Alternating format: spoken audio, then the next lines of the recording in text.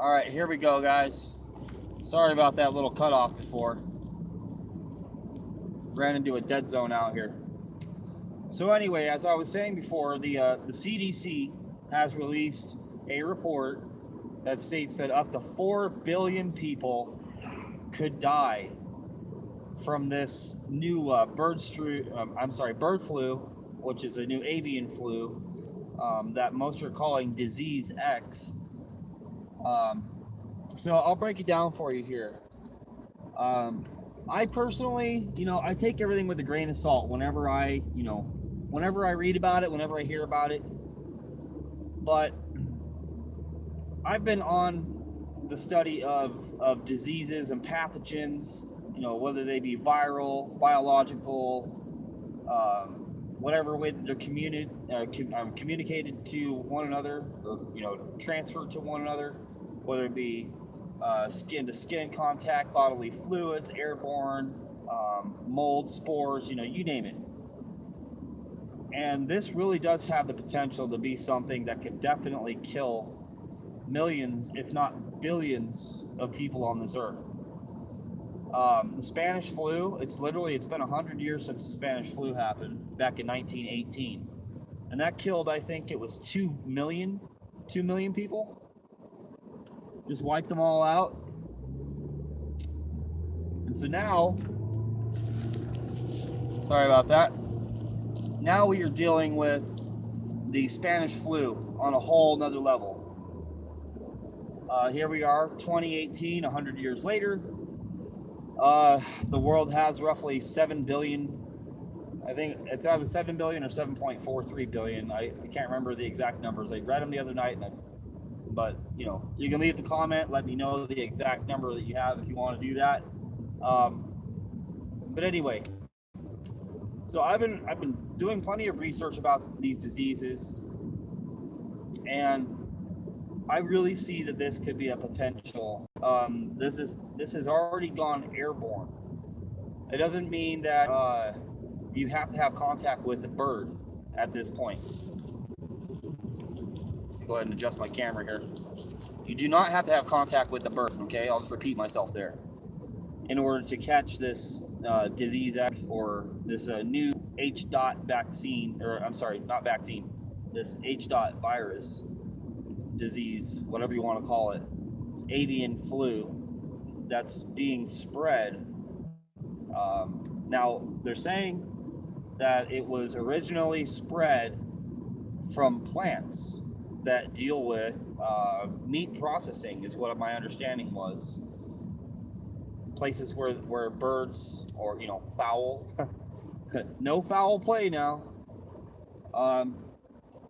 where these birds have been handled, whether it be for processing chickens on the level of getting eggs or getting meat. But that's what they're saying, that these people have contracted this virus, and now it has become airborne. So now it's not just a standard communicable disease through direct contact. This is not from one animal or person to another. We're literally talking about it gets in the air, you breathe it in, and chances are it's around 38% chance. They rounded it up to 40 on InfoWars. Alex Jones did. The original number was 38%. That's definitely over a third. So there's a 1 in 3 chance that you will die. Almost ran over some roadkill. So there's a 1 in 3 chance that you would die from this new virus, right? So I have 3 members in my family: me, my wife, my daughter, right? There's a good chance that if we all caught that virus, this new avian flu, that one of us would definitely die. And it'd probably end up being me, because I always seem to be the one that gets sick easily, with my background and all the bullshit I've been through. So, and we cannot stop air travel. That's something that's been pointed out. You can't stop air travel. So these people are going to be going back and forth across the seas, because I see all these people that are like, oh, I'm not worried. I don't care. We're on the other side of an ocean. We have two oceans separating us between it. Well, guess what, dumbass? People like to ride planes. You know, they take trips, they travel, whether it's business, personal vacations, whatever. People get on planes, they go to other countries, specifically Asia, China, whatever you want to call it. They go there, they pick up souvenirs, and then they bring them back. And they also bring back all the garbage that comes with them. And this is a really potential chance for a global outbreak. So what I would say is, you know, I would go back to my original steps, like dealing with pathogens. You know, avoid direct contact with humans. Avoid direct contact not just with birds, but with all animals, especially if they're not your animals. If you could, avoid direct contact with your own animals. Wash your hands regularly. Use bleach on everything. Well, not your toothbrush, but you know, I know that that'll get taken out of context. But basically, be on the up and up. If you're in public or you have to go to a grocery store, wear a mask. If you can, get an NFPA. I believe it's an NFPA 70N or N70 grade particulate mask that should keep out 99.9% of all airborne particulates.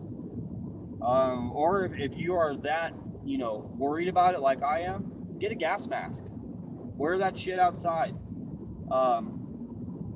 Inside, I mean, if something gets into your air, you know, your central air or your air filtration or your ducts, that's kind of it.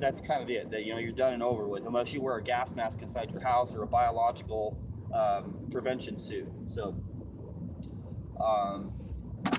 but at this point, I would be strongly concerned and more aware of my surroundings. Personally, I wouldn't panic over it, but I would definitely keep myself more aware of what's going on.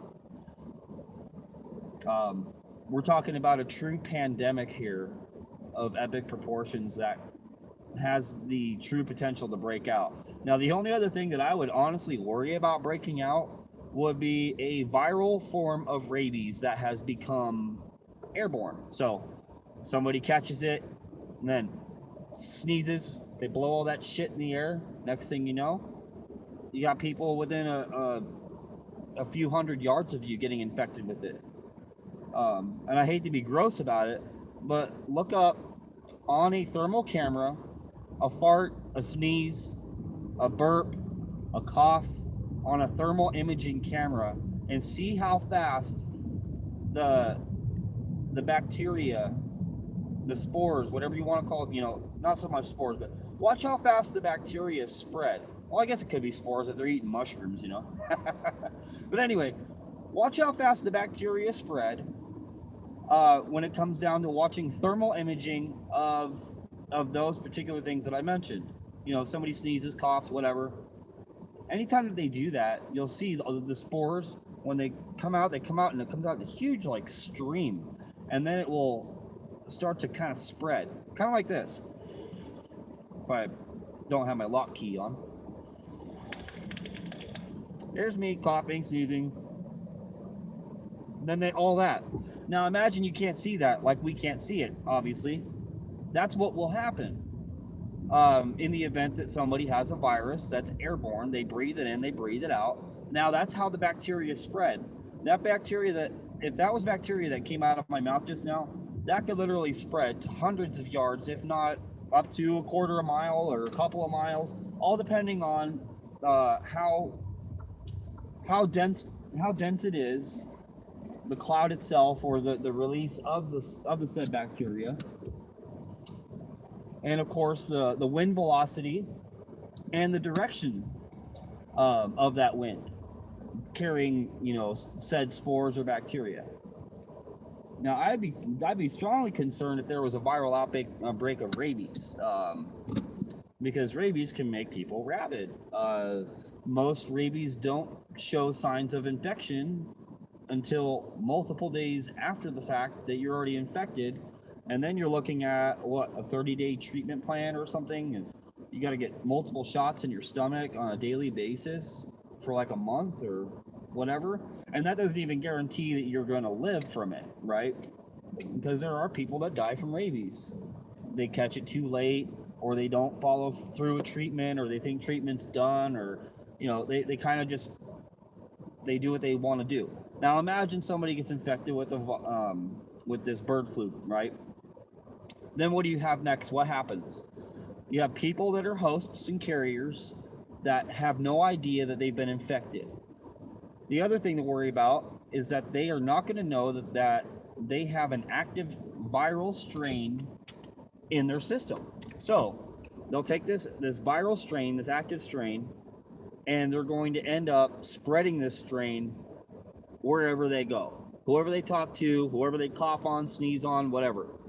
Anything they touch, it's going to spread. So then you have that to worry about. And then these people, they're not aware.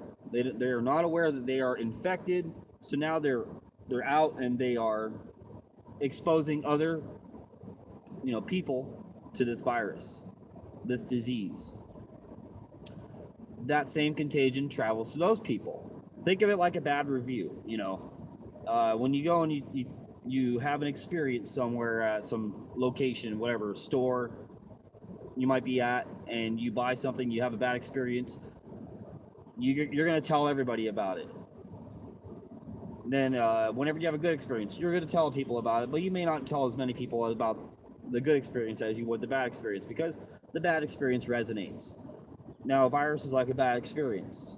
You're gonna get infected, and then it's gonna resonate. It's going to exponentially infect people. So